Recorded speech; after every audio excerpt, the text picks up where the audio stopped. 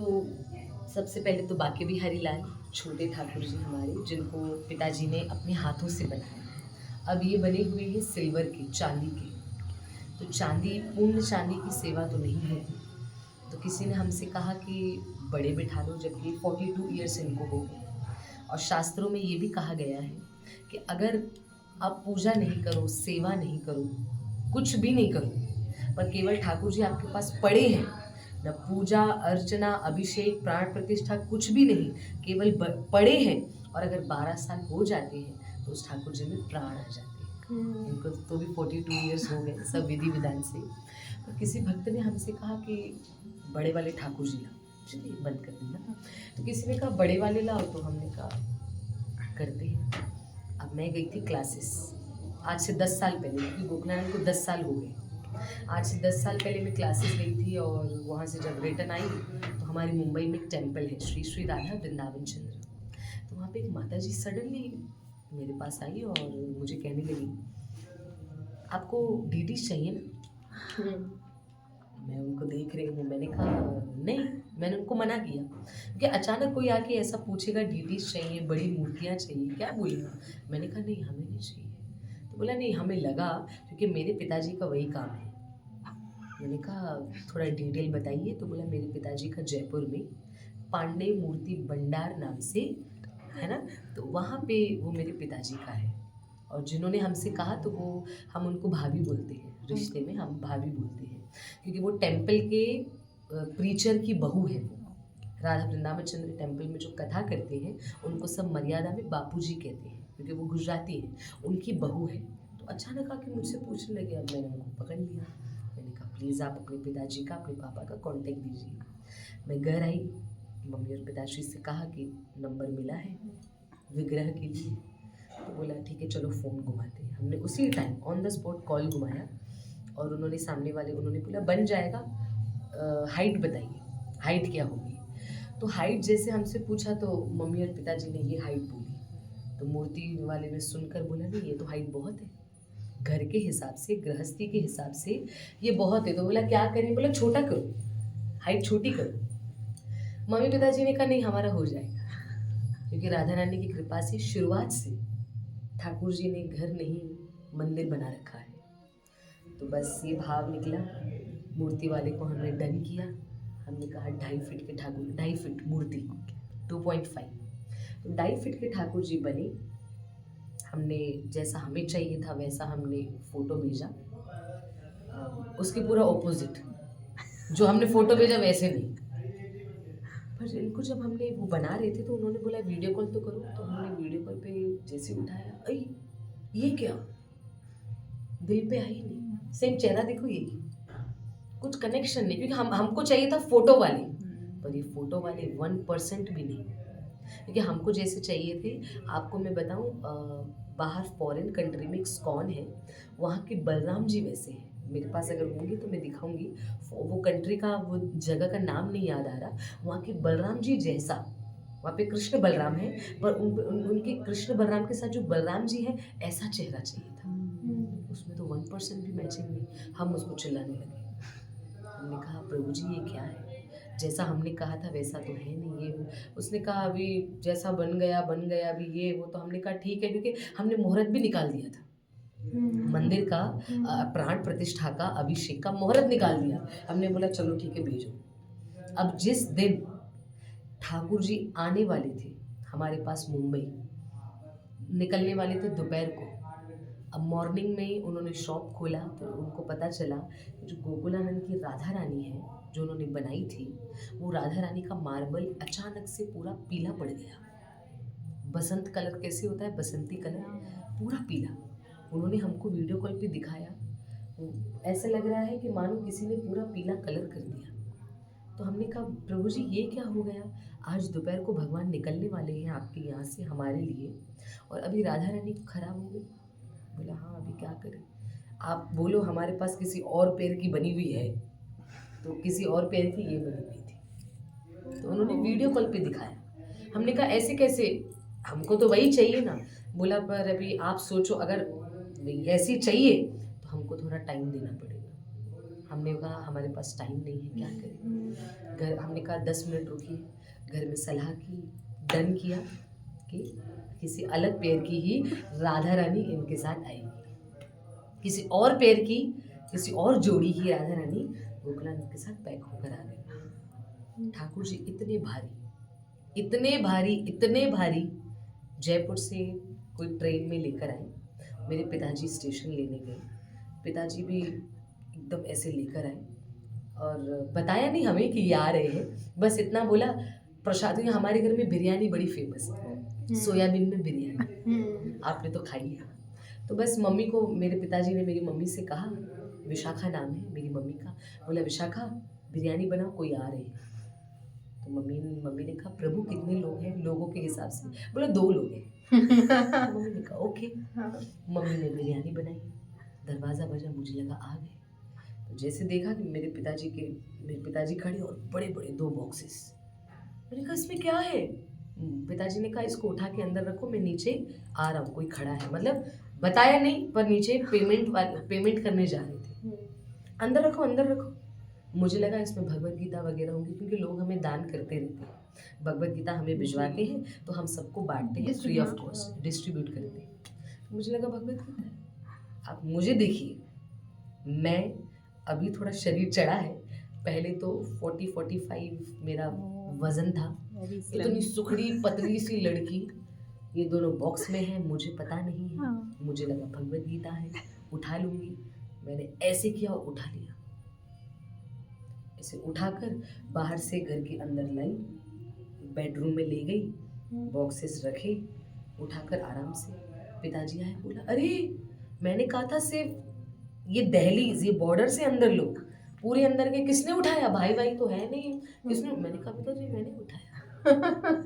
दोनों साथ में। पिताजी ने बोला अंदर पता है कौन है। मैंने कहा हाँ कुछ हल्की किताबें होंगी। पिता भगवत गीता भी नहीं लग रही है। मैं अपने पापा को पिताजी कहती हूँ। मैंने कहा भगवत गीता भी नहीं लगी, क्योंकि भगवत गीता बड़ी हैवी होती है। पिताजी पता नहीं, मुझे तो थर्मोकॉल ही लग रहा था। मैंने मस्ती में बोला। पिताजी ने बोला कैंची छुरी सब लाओ। मैं लाई।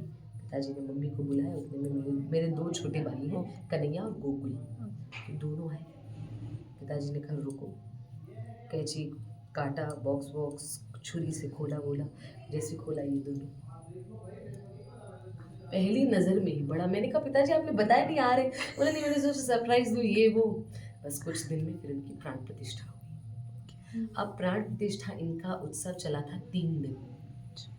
3 दिन में पहले दिन ठाकुर जी गेहूं में और चावल में सोए थे। दूसरे दिन दूध, आधा दिन दूध और आधा दिन फ्रूट्स फल। फिर तीसरे दिन मंगला में फूल वगैरह में सोई और 108 ब्राह्मणों ने इनका अभिषेक किया। और इनका जब नामकरण हुआ, जिन्होंने नाम रखा वो मेरे गुरु महाराज के ही शिष्य। तो मुझे नाम पसंद था श्री श्री राधा रमण। तो मैंने वो प्रभु जी को पहले ही बता दिया कान में कि नाम रखना श्री श्री राधा रमण। और मेरी सारी दोस्तों को बोल दिया कि ओए राधा रमन नाम आएगा तालियां बजाना। सब रेडी थे राधा रमन नाम से। तो उतने में वो जो प्रभु जी थे उन्होंने चेहरा देखा, श्रृंगार की बात, अभिषेक, यज्ञ, हवन, श्रृंगार सबके बाद चेहरा देखा और बस एक ही प्रश्न पूछा कि तैयार किसने किया। तो मैंने कहा मेरे छोटे भाई गोकुल ने किया। तो बोला ठीक है, आज से इनका नाम श्री श्री राधा गोकुलानंद। सब तालियां बजा रहे। मैंने कहा मेरा सुनिएगा। मैंने कहा टू ओल्ड नेम, क्योंकि मुझे लगा बड़ा लंबा और पुराना नाम है। मुझे नॉट ट्रेंडी, मुझे अच्छा नहीं, मुझे था शॉर्ट एंड स्वीट। रमन कितना स्वीट है, short sweet, wow. Radha Gokulanand, long and थोड़ा ओल्ड, मुझे ऐसा लगा। प्रभु जी ने कहा अभी चेंज नहीं हो सकता। 2-3 दिन थोड़ा सेवा में पीछे थी। किट। जो इन्होंने स्वीकार किया, जो इन्होंने अपनाया, अब मुझे लगता है कभी कभी अकेले में बैठकर इनको देखकर बोलती हूँ राधा रमन सूट नहीं हो रहा, गोकुलानंद बड़ा सूट होता है। तो इनके आने की कथा ये, वैसे तो आते टाइम इन्होंने बहुत कुछ किया, पर भक्तों की आज्ञा है कि कुछ बातें एकांत में रहती हैं ना, वही ठीक है। पर तो भी एक बात बता दूं कि जैसे ये आए हैं, प्राण प्रतिष्ठा हुई और नेत्र खुले, क्योंकि आंखों में पट्टी होती है, जैसे यज्ञ हो रहा था और यज्ञ में ही नेत्र खोलने का, आंख से पट्टी खोलने का समय आया, जैसे आंखों से पट्टी खोली, सामने यज्ञ हो रहा था, यज्ञ में अचानक से अग्नि प्रकट हुई, अचानक से अग्नि, मानो अग्नि देवी ठाकुर को प्रणाम करना। तो आने की इनकी बहुत सारी लीलाएं हैं, पर आज पूरा मुंबई ठाकुर जी को पिज्जा वाले भगवान के नाम से जानता है। ऐसा क्यों जानता है मैं आपको बता दूं। आज से जब ठाकुर जी आए, न्यू आए, कुछ ही दिनों बाद, ये भी बात को 10 साल, ऑलमोस्ट 9 साढ़े 9 साल हो गए, 2 लेडी दरवाजे पर आई। दरवाज़ा मैंने खोला, दरवाज़ा बजाया, मैंने खोला, मैंने कहा यस जी। बोला इनके दर्शन करने हैं, फोटो ये थे। बोला दर्शन करने हैं। मैंने कहा हाँ इनका ही घर है, प्लीज़ प्लीज़। दोनों को बुलाया, दोनों आई और बोला कि ना हमने वाया कहीं से पता चला हमें इनके बारे में, तो इतना मन हुआ तो हमने इनका एड्रेस निकलवाया। बुरा तो नहीं लगा, सॉरी। मैंने कहा नहीं, अपना ही घर समझो। दोनों आई, सुनने वाली बात है, दोनों लेडी घर में आई, दोनों बेस्ट फ्रेंड्स। एक तो प्रणाम कर रही है, ऐसे कर रही है, फोटो खींच रही है, वीडियो खींच रही है, पर जो दूसरी वाली थी वो ऐसे बैठी, मुझे देखना, ऐसे बैठी। तो मैंने कहा माता जी आप ठीक है? तो उसने कहा नहीं, हम में ये सब नहीं होता है। तो मैंने कहा क्यों? बोला क्योंकि मैं क्रिश्चियन हूँ। क्योंकि मैं क्रिश्चियन हूँ। मतलब वो इंडियन थी, और आपने एक कास्ट सुनी होगी सिंधी, आपने सुना होगा सिंधी एक कास्ट होती है, जैसे गुजराती, बंगाली, वैसे सिंधी। तो वो सिंधी थी, पर वो कन्वर्ट हो गई थी, कन्वर्ट होकर वो मानने लगी थी क्रिश्चियनिटी में। तो उसने कहा तो मैंने कहा इट्स ओके, आप बैठे रहो। मैं पानी लेकर आई, हमारे घर में पानी को जल बोलते हैं, तो मैंने कहा जल लीजिए। नहीं प्लीज मेरे लिए पानी लाओ, जल नहीं पीती। उसको लगा कि इसमें मिला हुआ है। तो मैंने कहा ओके पानी लाती हूँ। मैं भी थोड़ी पागल निकली, वही ग्लास 1 सेकंड खड़ी रही, सेम ग्लास लाई, मैंने कहा लो पानी, पी गई। जल बोला तो नहीं पीना, पानी बोला तो। अब उसकी दोस्त तो, जो उसकी दूसरी बेस्ट फ्रेंड थी, वो तो खो गई, पर ये जो थी इसके पास में बैठ गई। मैंने कहा और सब बढ़िया, घर में सब ठीक? मैं हालचाल बात। फिर इसने बोला आपका नाम? वो लड़की ने बोला, लेडी ने। मैंने कहा मेरा नाम हरिप्रिया। बोला हरिप्रिया जी कुछ पूछूं? मैंने कहा प्लीज पूछिए। बोला हरिप्रिया जी ये जो इशारा उंगली की, बोला ये जो है, इनके नाक के ऊपर मक्खी बैठेगी तो क्या उड़ा पाएंगे? मैंने कहा नहीं। तो उसने कहा ऐसे भगवान को क्यों मानना, जिसके नाक पर मक्खी बैठे वो मक्खी तक ना उड़ा पाए, ऐसे को क्यों मानना? तो मैंने कहा सुनो, इनके नाक पे मक्खी बैठेगी, ये नहीं उड़ा पाएंगे, क्योंकि इन्होंने मक्खी उड़ाने के लिए मेरे को रखा है, मैं उड़ा। तो उसने कहा ये तो आपकी श्रद्धा है, पर आई डोंट एग्री, मैं इसमें एग्री नहीं करती। वो एग्री हो ही नहीं रही थी, कन्विंस हो ही नहीं रही थी। पर मैंने भी कुछ ज़्यादा किया नहीं, क्योंकि कृष्ण भक्ति कभी भी फोर्सफुली नहीं हो सकती। कृष्ण भक्ति 2 चीज़ों से होती है, एक तो कृपा, एक तो हमारा डेडिकेशन, हमारा समर्पण, हमारा भाव। 2 चीज़ों से ही कृष्ण हमें अपनाएंगे, एक तो अपनी कृपा से, और दूसरा हमारी तीव्रता कितनी है, हमारा भाव कितना है। मैं भी चुप बैठी हूँ, वो तो ऐसे बैठी है, मोबाइल ऐसे देख, वो नहीं इंसान बोर होता है, ऐसे चला रही है ये वो। फिर ऐसे थोड़ी देर बैठे बैठे 10-20 मिनट हुई, कहने लगी ज्वेलरी अच्छी पहनी है। मैंने कहा हाँ मेरा भाई बनाता है। ओह वाह भाई? मैंने कहा हाँ। बोला कौन? मैंने कहा गोकुल, जिनके नाम से इनका नाम है। मैंने कहा ज्वेलरी भी वो बनाता है, ड्रेस भी वो बनाता है, श्रृंगार वो बनाता है, सब वो बनाता है। उसने कहा मेरी बेटी की शादी है, मेरी बेटी के लिए ज्वेलरी बनाएगा? मैंने कहा हाँ बनाएगा, क्योंकि उसका काम ज्वेलरी, दुल्हन सेट वगैरह सब बनाता है। अच्छा। तो उसने कहा ओके, क्या मैं सामने से देख सकती हूँ ज्वेलरी? मैंने कहा प्लीज गो। और मन ही मन मैंने कहा क्या बात है मेरे प्यारे, अब तक 20 मिनट पहले जो आपको देख नहीं रही थी, अब कम से कम उसको ज्वेलरी के बहाने तो बुलाया। ज्वेलरी देखने के बहाने उठकर थोड़ा पास गई, ज्वेलरी देखी। मैंने कहा टच नहीं कर सकती क्योंकि हर किसी को अलाउड नहीं है कि प्राण प्रतिष्ठा हुई है, प्राण प्रतिष्ठा में टच नहीं कर सकती। हाँ। तो वो दूर से देखने लगी। मैंने कहा मैं आपको बॉक्सेस खोल के दिखाती हूँ, वैरायटी देख लो। तो सारा श्रृंगार इधर पड़ा है अंदर। तो हम मुंबई में घर था तो सब मैंने दिखाया। बहुत खुश हुई। उसने कहा वाह बहुत अच्छा लग रहा है, बहुत अच्छा लग रहा है। तो बोला इतना क्यों मानती हो, मत मानो, मुझे कहने लगी। और शॉर्ट में बताऊं तो वो मुझे कन्वर्ट करने का ट्राई कर रही थी।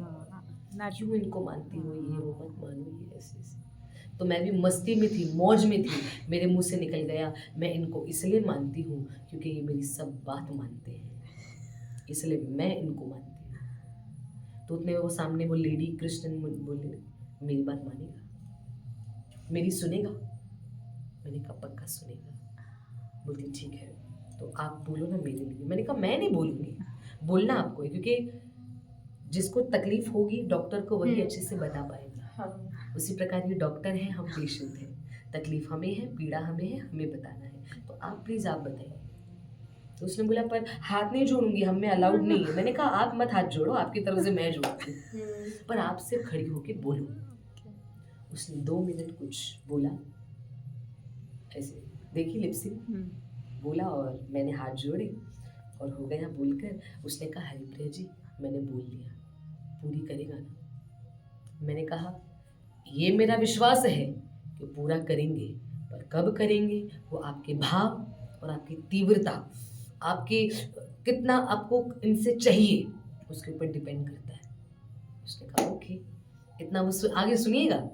इतना बोल ही रही थी उतने में वो लेडी कहने लगी पता है पहले मैं शेरावाली माता को मानती थी, वहाँ से इच्छा पूरी नहीं हुई, फिर साईं बाबा को माना, फिर वहाँ से भी पूरी नहीं हुई, फिर मैं भोलेनाथ को मानने लगी, फिर वहाँ से भी पूरी नहीं हुई, फिर मैं क्रिश्चियन जीसस क्राइस्ट के पास आ गई। मैंने कहा बुरा नहीं मानना, अगर यहाँ से भी पूरी नहीं हुई तो बोला फिर आपका ये बैठा है ना। तो मैंने कहा क्यों घूम कर आ रही हो, सीधा आ जाओ, सीधा। तो उसने बात को काट दिया। फिर उसकी दोस्त ने बोला चले, उसने कहा हाँ चलो चलो, उसका तो प्रार्थना हो गया। उसने बोला चलो। चप्पल जब पहन रही थी, घर से निकल कर चप्पल पहन रही थी, तो उसने कहा हरिप्रिया जी अगर मेरी इच्छा पूरी हुई तो मैं क्या लाऊं। तो मैंने कहा कुछ लाना है तो लाना, पर मैं तो कहूँगी कुछ लाओ या ना लाओ, सिर्फ अगर इच्छा पूरी हो जाए तो इनको थैंक यू बोलने, मेरे नाथ को धन्यवाद बोलने आ जाना। मैंने इतना कहा। उसने कहा फिर भी बताओ बताओ। मैंने कहा ठीक है कोई मिठाई विठाई लेके आओ। मैं इतना बोल ही रही थी उतने में मेरी मैया, मेरी मम्मी, हमारी गोकुलान की थाली इतनी बड़ी है, भोग की इतनी बड़ी, तो इतनी बड़ी थाली भर के पिज्ज़ा लाई। तो वो क्रिश्चियन लेडी ने देखा, उसने बोला अई ये आपका मुरली वाला पिज़्ज़ा खाता है। मैंने कहा ये सब खाता है, बस लहसुन, कांदा, मशरूम, सात्विक भोजन खाता है, इन सब के बिना। जो आप खिलाएंगे वो बड़े प्रेम से खाएंगे। तो उसके मुंह से निकल गया हरिप्रिया जी अगर मेरी इच्छा पूरी हो गई तो मैं आपके राधा गोकुलानंद के लिए पिज्ज़ा ले आऊँगी। इतना बोलकर वो गई। जैसे निकली दूसरे दिन दोपहर के 2 या 2:30 बजे मेरे घर की बेल बजी। मैंने दरवाज़ा खोला। जैसे दरवाज़ा खोला वही लेडी, उसके हाथ में 2 पिज्ज़ा के बॉक्स थे। हरिप्रिया जी साइड हटो, मुझे भोग लगाना है, मेरी इच्छा पूरी हो गई। मैंने कहा जल्दी भोग लगाओ, पर लहसुन, कांदा, मशरूम तो नहीं है। बोला नहीं है नहीं है, आपने बताया था ये सब नहीं अलाउड, नहीं तो मैं अपने हाथों से शुद्ध सात्विक बनाकर आई हूँ। जल्दी भोग लगाओ, जल्दी भोग लगाओ। हमने भोग लगाया। वो मेरे पास बैठी और मैंने कहा अगर आपको बुरा न लगे तो क्या पूछ सकती हूँ कि ऐसी कौन सी इच्छा थी जो दूसरे दिन पूरी हो गई।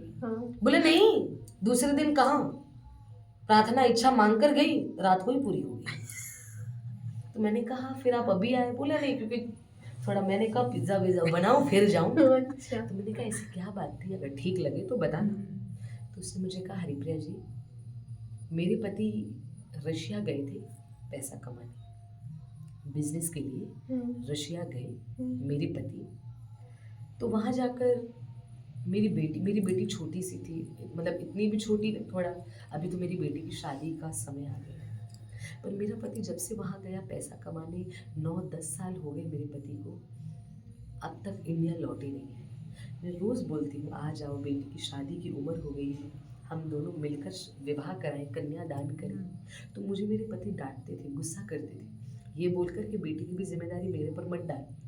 ये जो तेरे से भी बात करता हूँ ना व्हाट्सएप पे कभी कभी, वो भी धन्यवाद बोल, इतना मेरे को फोर्स मत कर। तो ना मेरे पति रिसेंटली मुझे बहुत डांटने लगे।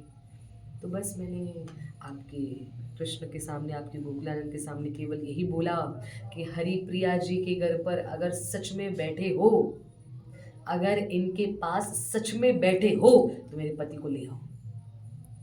बोला, बस इतना बोलकर गई।